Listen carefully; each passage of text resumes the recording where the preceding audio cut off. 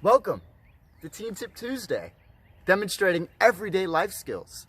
The more we know, the better we live. Brought to you by OSU Extension.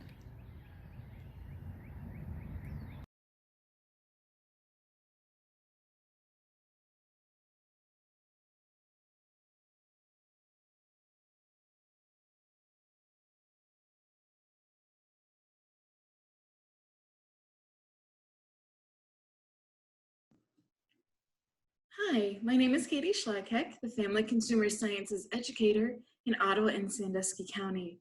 Today's Teen Tips, we're talking about how to write a check. Even though many transactions are online, or you can pay people through different paying services, at some point in your life, you will need to know how to write a check. You get checks through the financial institution where you have your checking account set up at. Writing the check is the same as using your debit card somewhere. You must have the money in your account in order for the check to go through. Just because you have checks does not mean you have money. Sometimes it takes a while for checks to go through because they're only deducted once the person or business has deposited the check you wrote to them. This is why it's very important to note on a checkbook register or somewhere else the checks you have written. If you don't, you may find yourself with overdraft fees or return checks, which often have a fee. So now we're going to take a look at a check. The first thing on the check is the check number. That's in the top right. This is important so you know the check numbers that you have and the ones that are yet to go through.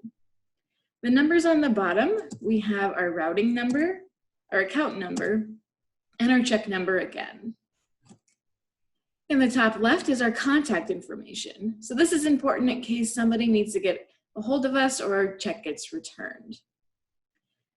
Now the things next are the ones that we are going to fill out. So the first one there is the date. And for this year, for 2020, it's really important that you put the full year. So that way somebody can't get a hold of your check and write in a different year and then cash it falsely. The second one is the pay to the order of. So this is the person or business that we are going to make our check out to. Oftentimes, it's a good idea to ask who the check should be made out to. The box there on the right, that is where we are going to numerically put the amount that our check is for. Our next line ends with the word dollars. This is where we are going to write out the amount that our check is for. This does not have to be in cursive. When writing cents, put the number of cents over 100 or 00 to indicate cents. Put a line from where you stop writing to the word dollars. This again makes sure that somebody can't get a hold of your check and write in a different amount. The next is memo. So this is not required, but often a good idea to write what your check is for in case down the road you forget what that was actually for.